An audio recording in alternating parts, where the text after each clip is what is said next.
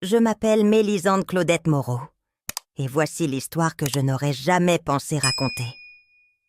Je suis née et j'ai grandi dans un petit village de la région d'Auvergne, où les jours s'écoulaient entre le chant des coqs et le murmure du vent parmi les peupliers.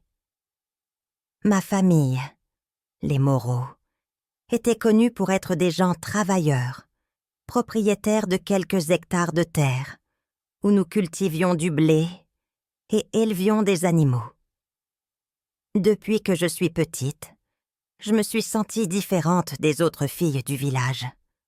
Pendant qu'elles rêvaient de se marier et d'avoir des enfants, je préférais passer les après-midi dans l'écurie, à m'occuper des chevaux. Parmi tous, il y en avait un de spécial. Son bras gris, un magnifique étalon noir à crinière argentée, que mon père avait acheté lors d'une enchère.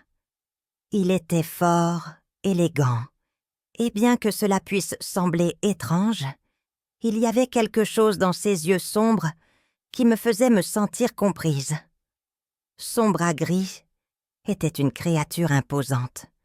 Il mesurait plus d'1,70 m au garrot, avec un corps musclé, aux lignes bien définies, comme sculpté dans l'ébène.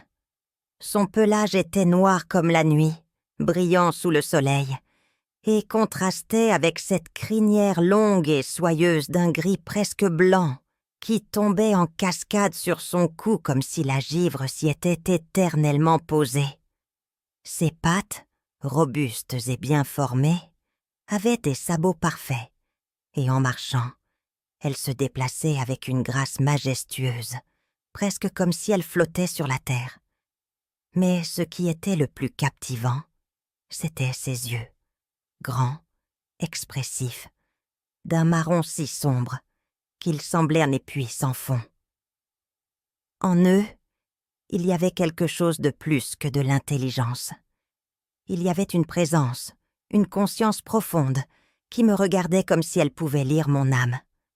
Avant de continuer, en apprenant davantage sur les expériences quotidiennes et même les moments qui ont marqué la vie de ces dames, abonne-toi pour ne manquer aucune histoire et aime cette vidéo pour nous soutenir. Nous t'attendons dans chaque nouvel épisode. Maintenant, continuons.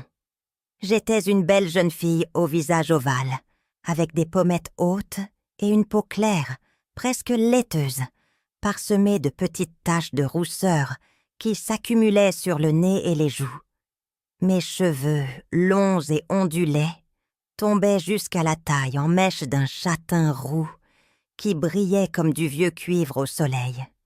J'avais les yeux d'un vert sombre, profond, avec des cils épais qui leur donnaient un air mélancolique.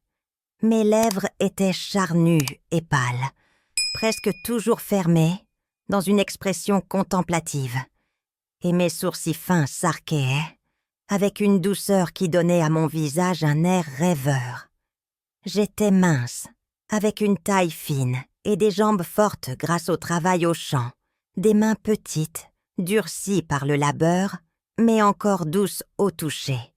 Elle s'habillait presque toujours de manière simple, chemise en coton, jupe longue, bottes en cuir usé et un foulard noué autour du cou pour se protéger du soleil. Tout a commencé un après-midi d'été, lorsque j'ai eu 19 ans. La chaleur était étouffante, et après une longue journée de travail, je me dirigeais vers l'écurie pour rafraîchir les chevaux. Son bras gris me regardait, avec ce regard intense qui me faisait toujours frissonner. Sans y penser beaucoup, je me suis approchée pour caresser son cou, sentant la chaleur de sa peau sous mes doigts. « Tu es si beau », ai-je murmuré, sans attendre de réponse. Mais alors, quelque chose d'étrange s'est produit. Son bras gris se tourna vers moi, frottant son museau contre ma joue, comme s'il voulait rendre le geste. Mon cœur battait fort, et une étrange chaleur se répandit dans mon corps.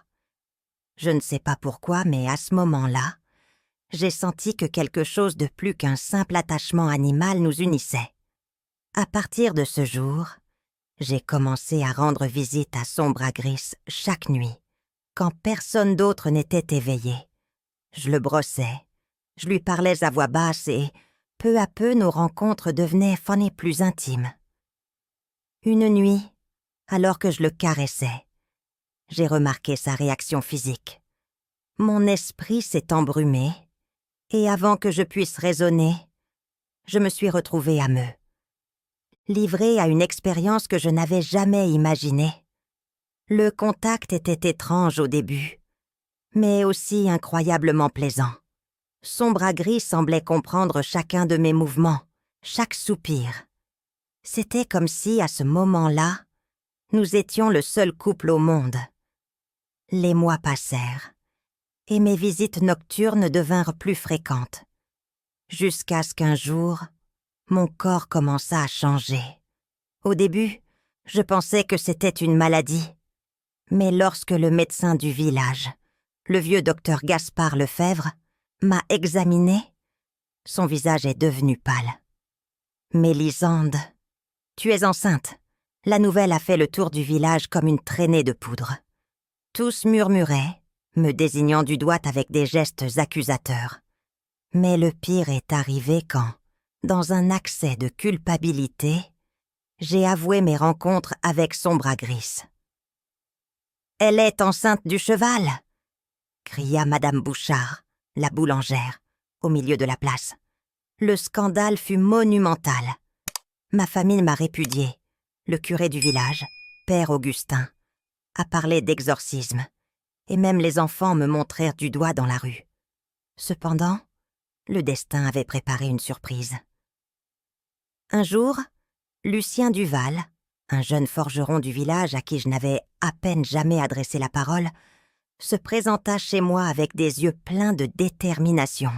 « Mélisande, je dois te confesser quelque chose, » dit-il, prenant ma main avec fermeté, bien que ses doigts tremblent. « Cette nuit-là de la fête de la récolte, tu ne t'en souviens pas parce que tu as trop bu, mais c'était nous. Mon esprit a replongé dans cette nuit floue, où le vin et la musique avaient troublé mes sens. Le souvenir était flou, les lanternes en papier flottant dans l'air, les rires, les danses autour du feu. Lucien avait été là, oui, et maintenant, en le regardant de plus près, j'ai reconnu dans ses yeux la même intensité que j'avais vue dans ceux de Sombragris. C'était un regard profond, direct, mais avec une tendresse qui me semblait étrangement familière. « Tu veux dire que... » demandai-je, la gorge nouée. « Oui, le bébé est à moi, » affirma-t-il, d'une voix sereine, bien que la peur de ma réaction se lisait dans ses yeux. Les preuves ne tardèrent pas à arriver. Quand l'enfant était né, il avait mon même regard bleu-gris, mais le nez droit et retroussé était indéniablement celui de Lucien.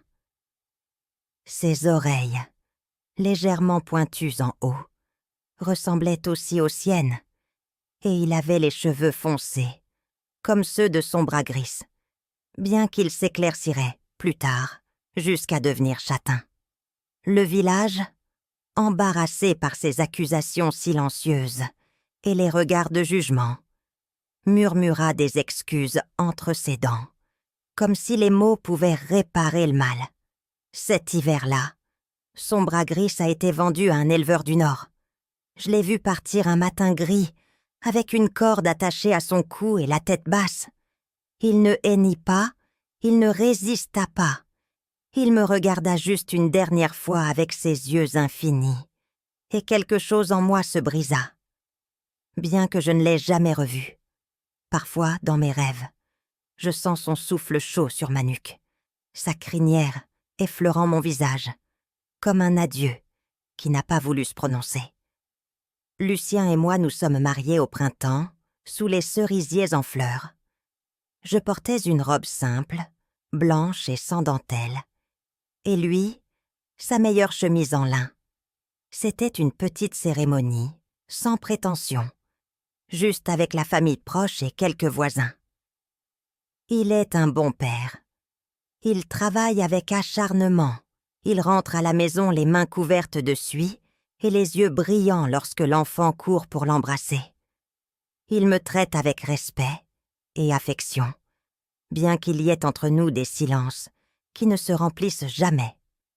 Parce que je sais, et lui aussi le sait, que même si la vie continue, même si la terre est cultivée et l'enfant grandit, aucun de nous n'oubliera jamais l'ombre d'un cheval noir qui, autrefois, était mon plus grand secret.